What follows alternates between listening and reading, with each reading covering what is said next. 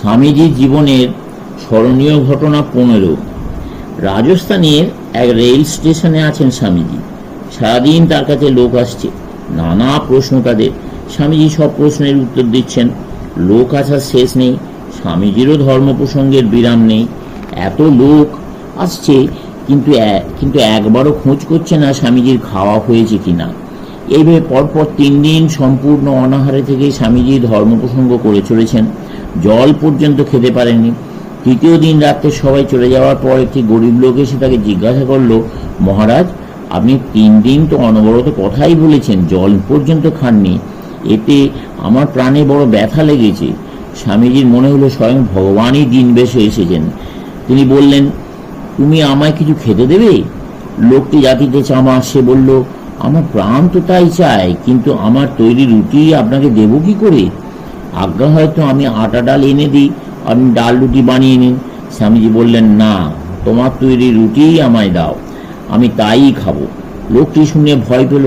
রাজা যদি জানতে পারে যে সে চামার হয়ে সন্ন্যাসীকে রুটি তৈরি করে দিয়েছে, তবে হয়তো তাকে শাস্তি পেতে হবে। তবুও সাধু সেবার প্রবল আগ্রহে নিজের বিপদ তুচ্ছ করেও স্বামীজির জন্য রুটি তৈরি করে নিয়ে এলো।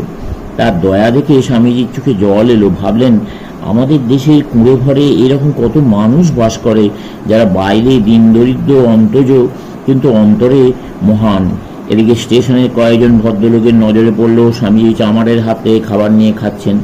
তারা এসে তাকে বলল, আপনি যে নিজ ব্যক্তির ছোঁয়া খাবার খেলেন, এটা কি ভালো হলো? স্বামীজি উত্তর দিলেন, তোমরা তো এতগুলো লোক আমাকে 3 দিন ধরে বকালে, কিন্তু আমি কিছু খেলাম কিনা তার কি খোঁজ নিয়েছিলে? অথচ এই ছোট লোক হলো আর নিজেরা ভদ্রলোক বলে বড়াই করছো। ও যে মনুষ্যত্ব দেখিয়েছে, তাতে ও নীচ হলো কি করে? স্বামীজির জীবনের স্মরণীয় ঘটনা 16। বিরাট পুরুষদের মধ্যে মাঝে মাঝে যে ডিভাইন ডিসকন্টেন্ট, আধ্যাত্মিক অসন্তোষ দেখা যায়, স্বামীজির পরিব্রাজক জীবনেও তা একবার এসেছিল। তার মনে হলো যে বিরাট উদ্দেশ্যের কথা ভেবে তিনি সংসার ছেড়েছেন, সেই উদ্দেশ্য বুঝিয়া সফল হবে না। তাহলে এই জীবন রেখে লাভ কি? অনাহার ও তপস্যায় তিনি দেহত্যাগ করবেন। এইরকম চিন্তা করতে করতে একদিন তিনি হেঁটে চলেছেন অরণ্য পথ, তাই সারাদিন একমতো ভিক্ষেও জুটল না। সন্ধ্যার সময় ক্লান্ত হয়ে তিনি সেই বনের মধ্যেই একটা গাছের নিচে শুয়ে পড়লেন। একটু পরে দেখলেন একটা বাঘ তাঁর দিকে এগিয়ে আসছে। স্বামীজি একটুও বিচলিত হলেন না, ভাবলেন, ভালোই হয়েছে, আমিও ক্ষুধার্ত, বাঘও ক্ষুধার্ত, আমার দ্বারা তো জগতের কোনো কল্যাণ হওয়ার সম্ভাবনা দেখছি না। কাজেই আমার শরীরটার সাহায্যে অন্তত এই পশুটার যদি খিদে মেটে, তাহলেই বা মন্দ কি? এই ভেবে তিনি শান্তভাবে শুয়ে রইলেন, যাতে বাঘটা তার উপর ঝাঁপিয়ে পড়ে। বাঘ কিন্তু তাকে দেখেও ঝাঁপিয়ে পড়ল না, হঠাৎ মুখ ঘুরিয়ে জঙ্গলে অদৃশ্য হয়ে গেল। স্বামীজি তখনও ভাবতে লাগলেন, হয়তো সে ফিরবে। সারা রাত ওই গাছের নিচে শুয়ে স্বামীজি অপেক্ষা করলেন, কিন্তু বাঘ আর ফিরে এলো না। স্বামীজির জীবনের স্মরণীয় ঘটনা 17। পরিব্রাজক স্বামীজির সঙ্গে মহীশূরের মহারাজের ঘনিষ্ঠ সম্পর্ক গড়ে উঠেছে। অন্যদের মতো মহীশূরের মহারাজও স্বামীজির প্রতিভা ও ব্যক্তিত্বে অভিভূত। একদিন মহারাজ স্বামীজিকে প্রশ্ন করলেন, স্বামীজি, আমার সভাসদদের আপনার কীরকম মনে হয়? সভাসদরা সেখানেই উপস্থিত ছিলেন। তাদের সামনেই স্বামীজি বললেন, সভাসদদের প্রকৃতি সর্বত্রই সমান।